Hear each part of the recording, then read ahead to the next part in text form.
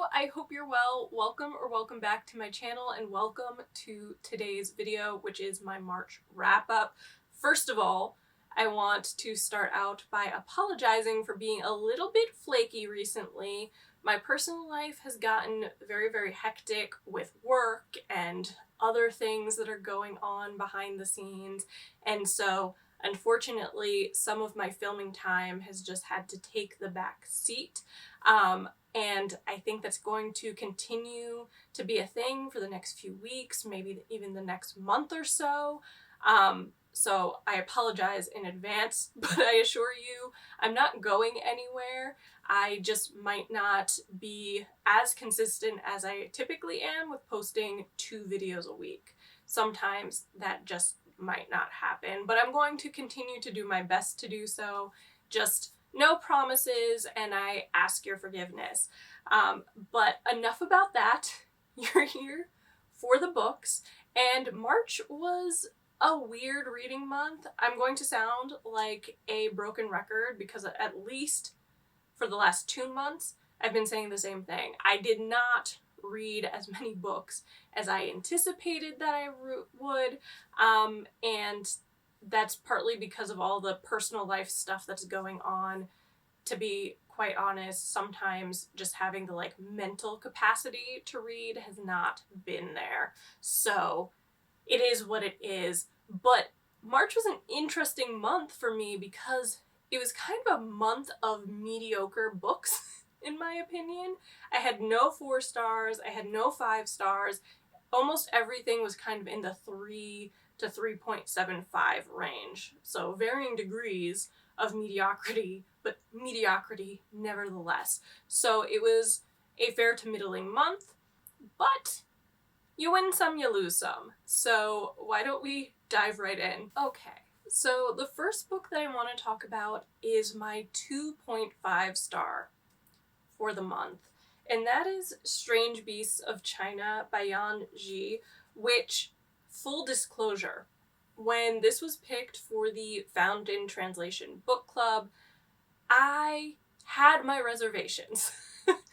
Just because this is not the type of book I normally get along with.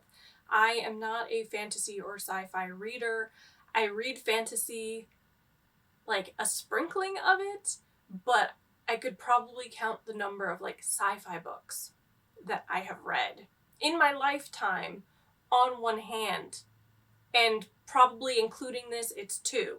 So I really am not drawn to this particular genre. So I went into it being concerned, but trying to also have an open mind, because that is part of the beauty of Found in Translation.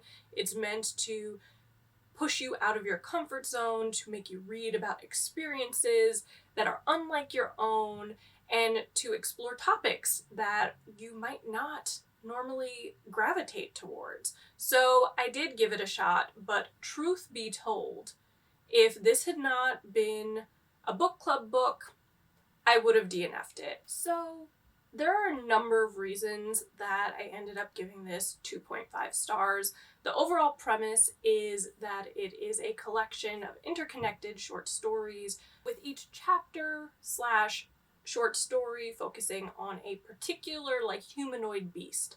They live among humans, but they have some interesting characteristics that make them kind of stand out. But the protagonist is a cryptozoologist, and she's meant to document all of these various creatures that are living with humans.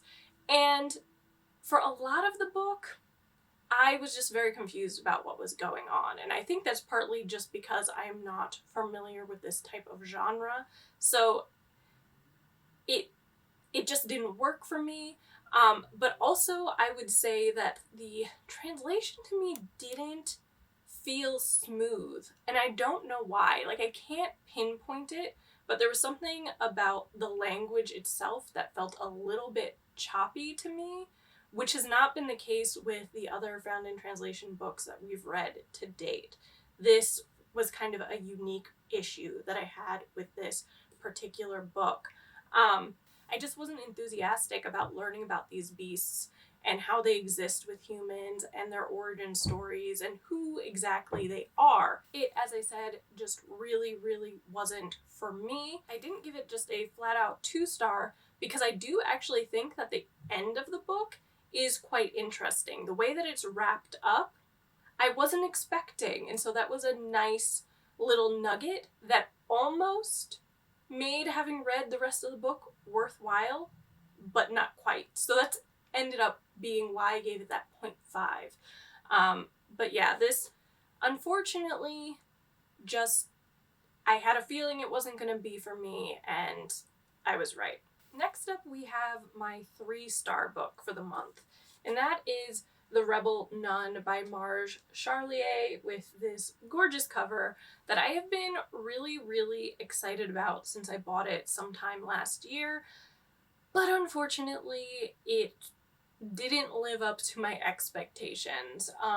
I think the premise is really interesting. It is based on a true story about this nun who leads a rebellion in, I believe, the 6th century. So it's about a particular time period that I don't know much about. But the main character, Clotilde, is a religious sister living a cloistered life, but she and many of the other sisters are not nuns because they are particularly devout. They have gone to the convent essentially because of the protection that it provides them in this very patriarchal and violent world where some of them are being forced into marriages if they stay with their families, and just there's a lot of bloodshed and families killing family members and just a lot of stuff going on. So Clotilde is kind of an interesting character because she is a religious sister who is kind of the presumptive heir to the current abbess, but she also kind of has some pagan beliefs that are still lingering from her childhood, and the pagan beliefs themselves are far more feminist and female-centric than the church itself.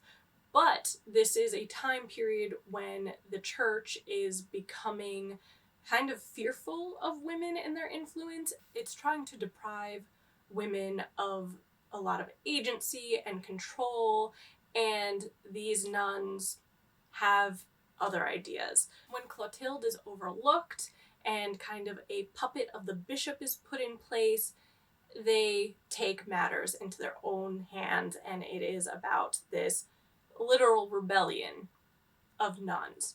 So very, very interesting. However, I would say though that not a whole lot happens in the book for the majority of the book.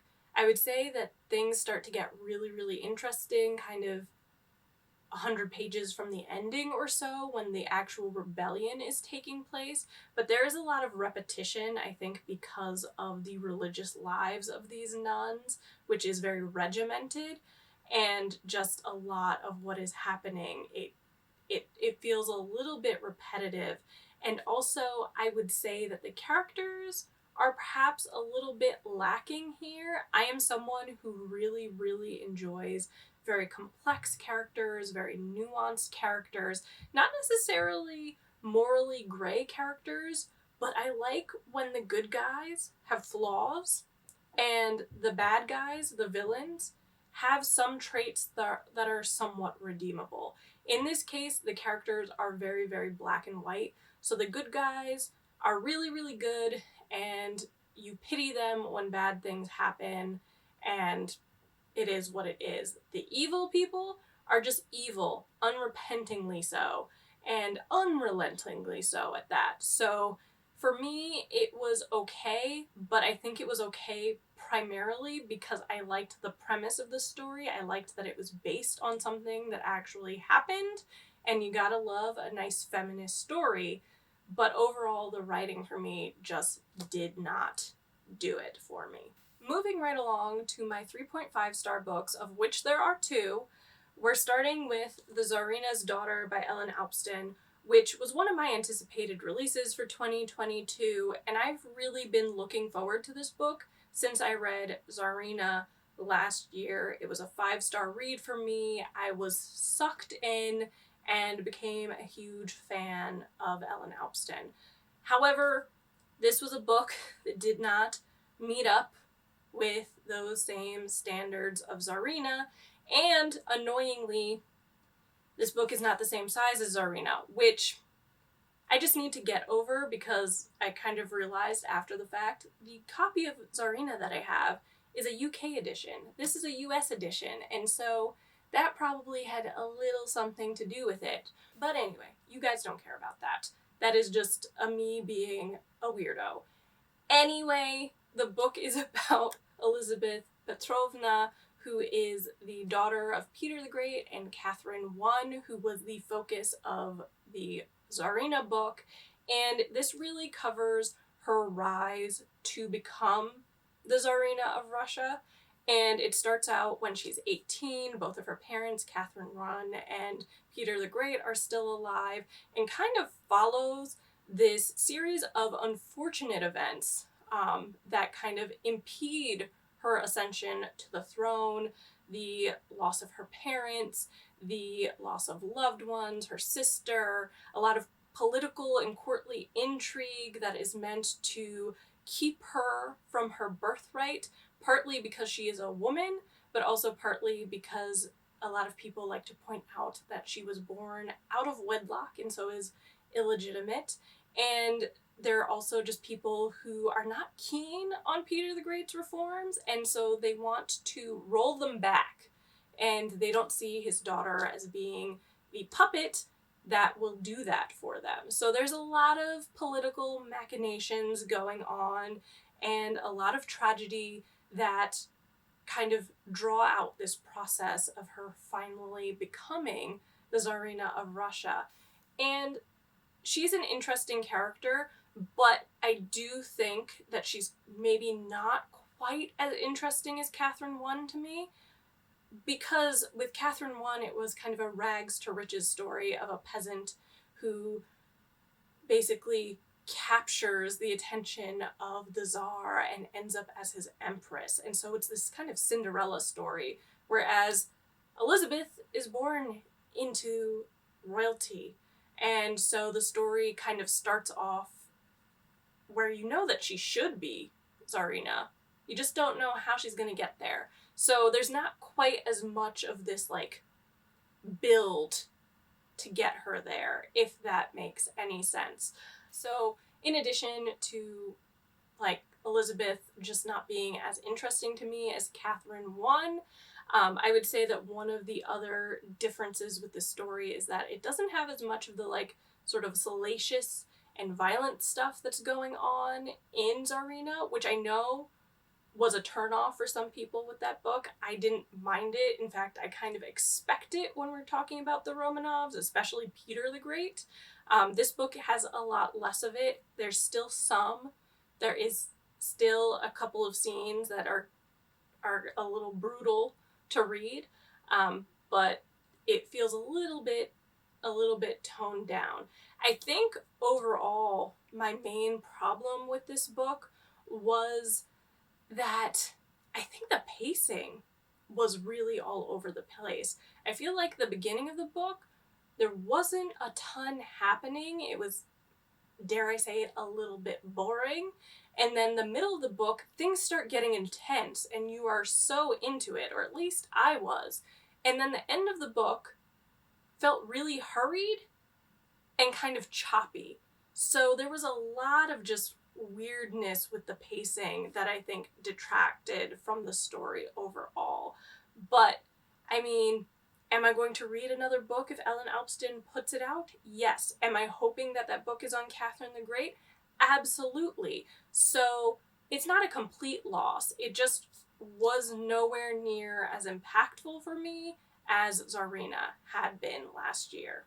The other 3.5-star book that I read was The Women's History of the Modern World by Rosalind Miles, which was actually the Her Storyathon group read, and Charlotte and I did a live show on it on my channel that I will link for you if anyone is interested. But this is a work of nonfiction, and it is sort of a narrative history of like the feminist movement over the last 200 or so years, basically starting with the French Revolution and bringing you almost up to current times. Like, the book talks about Trump's election and Hillary Clinton and all of that. So it goes far more current than I anticipated, and it was really interesting. I think this is a good primer if you are interested in kind of the women's movement and women's rights and feminism.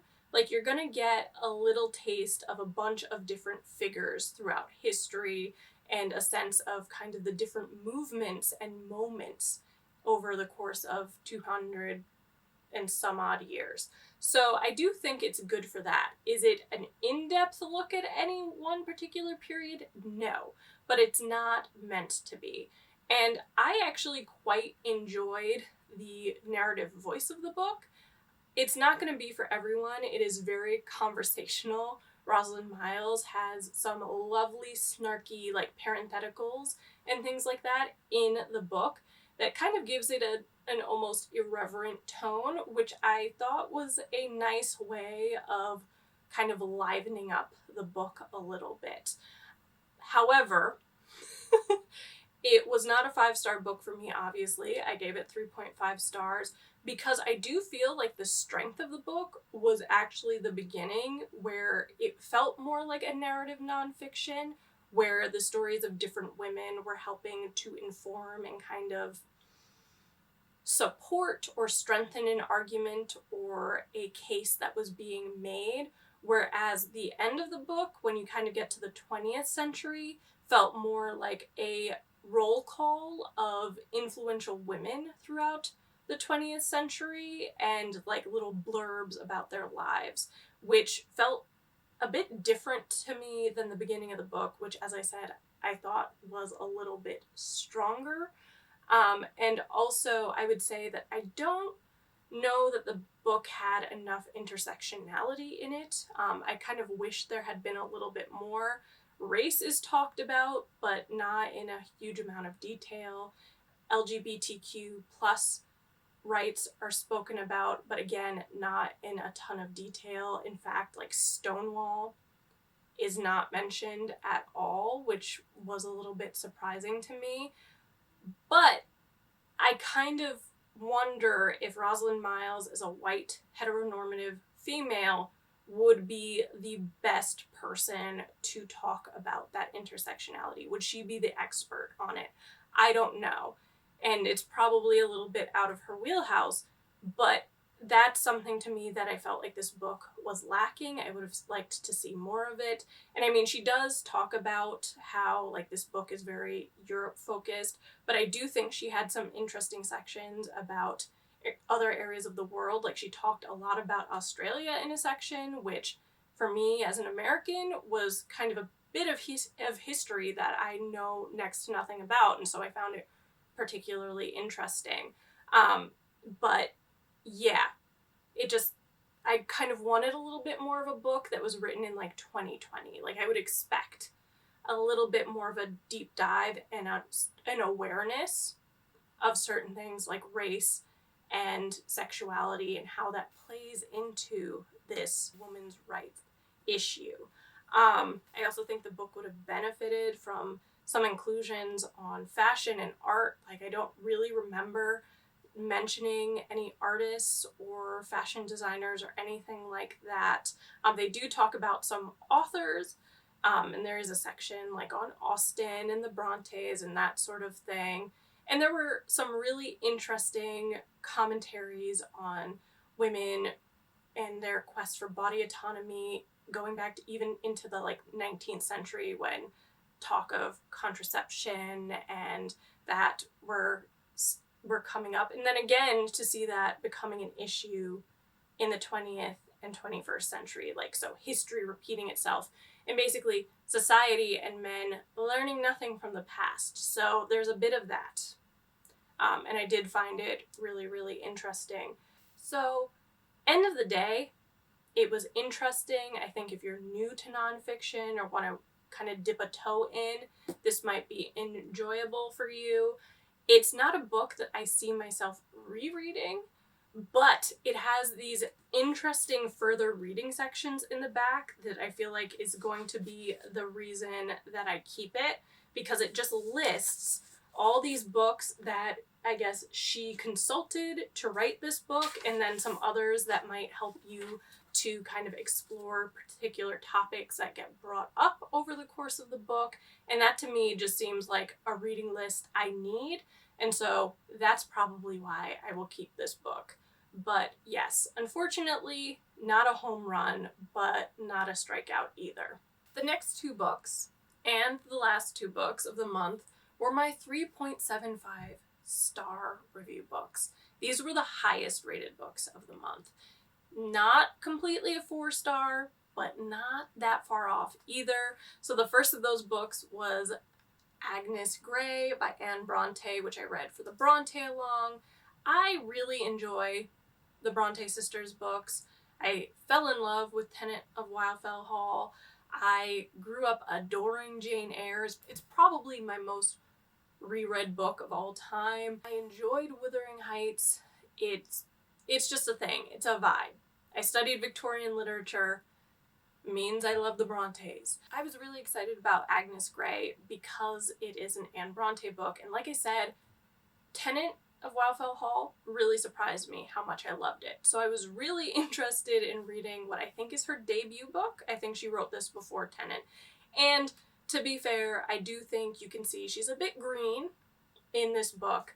I listened to it as an audiobook, and I think I would have enjoyed the narrative voice even if I had read it, but to hear it was just a really pleasurable experience. There was something, again, very conversational about it. It's Agnes Grey when she's older, reflecting on her life with the assistance of diaries that she's kept over time.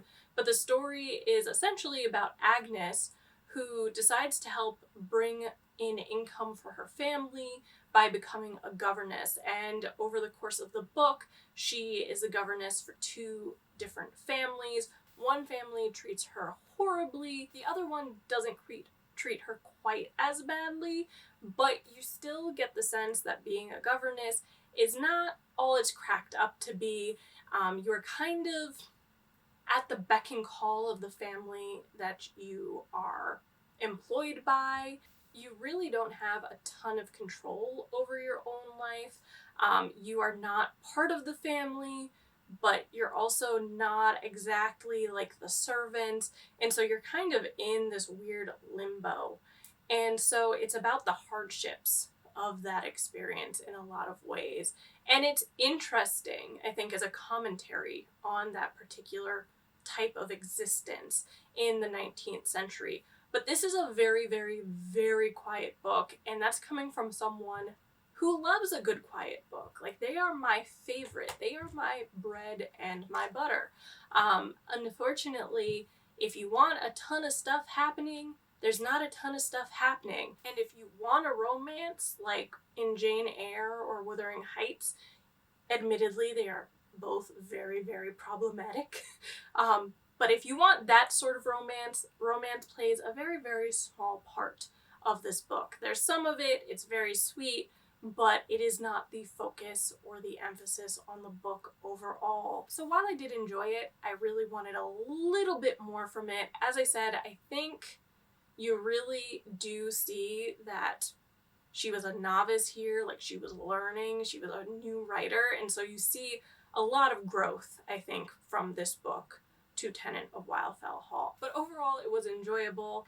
I have no regrets. It was also fairly short. I think the audiobook was like 6 hours long. So as far as like a classic goes, it's pretty manageable in size. And then the final book that I read in March, my other 3.75 star, was Gentleman Jack by Angela Steidle, which is the biography of Anne Lister, who is a Regency landowner, an LGBTQ plus figure. This is a book about her life, and she is this woman living in the Regency era that wrote these very, very, very detailed diaries about her love affairs, her sex life, her bodily functions, and everything else that was going on about her during this time period. And she, interestingly, wrote it in code. But the biography is kind of separated based on the different lovers in her life. So each chapter is named after one of the lovers that she will be pursuing. And when she pursues women, it's impressive because she doesn't strike out all that often, but it is pretty much a chronicle of her sex life and her travels, which do factor in. And you know what? I think I gave it 3.75 stars because the story of Anne Lister is really, really interesting in and of itself, but I didn't particularly care for the delivery of it here. I found it a little bit dense, and I do feel like it was a little bit repetitive just because it is a lot of the time about her seeing a woman, wanting the woman, pursuing the woman, getting the woman, and then her losing interest in pursuing another woman, but then maybe changing her mind and wanting to be back with the woman that she was with before. And there's a lot of that. She does end up marrying another Anne, and their marriage is a pretty tumultuous one. And overall, Anne Lister is not a likable character. I don't need to like someone to enjoy a biography on them, but she really is not likable. She makes some really questionable decisions. She treats her lovers pretty poorly overall. She's very selfish in my mind. I think she's a little bit of an egoist, but like I said, you don't need to like someone to enjoy a biography on them. But yeah, overall, the book was a little bit tedious for me. It did take a really, really long time for me to read this book, considering it's only 300 pages long. There were sections of it that were really a slog. So if I were basing it, my rating just on the writing, I would probably give it a little bit of a lower rating, maybe a 3. But Anne Lister's story was interesting, and I liked the commentary on society that you were also getting from the book. It was really interesting to see how certain relatives of hers knew about her sex life and her love life or her romances and seemed to just kind of get on with it, and that's it. They are kind of tacitly okay with it and accept it, which I did not anticipate. So there was a lot of interesting stuff there about the society that Anne was living in, and the travel sections, because I'm a traveler, were really interesting to me as well. But yeah, not quite a 4-star read for me. So anywhoozin, those were the books that I read in March. I think it was 6 books in total, so I think I did a little bit better than February. But April is already shaping up to be a better month. I'm currently reading 3 books. I'm very nearly done with one. I'm over 50% done with another, and I am very, very slowly making my way through the Diaries of Sophia Tolstoy. So already we have 3 books that are in progress and should be done in the next couple of days. So hopefully April is a little bit better and I've gotten back some of my reading mojo. But anyway, if you read any of the books that I talked about today, let me know in the comment section. Let me know your thoughts. Let me know if any of these books are books that have piqued your interest too. I'm always curious. But I hope you enjoyed this video, and if you did, be sure to give it a thumbs up, comment, and subscribe, because all those things help this little channel grow, and they mean the world to me. But thank you so much for watching, and I'll see you next time. Bye!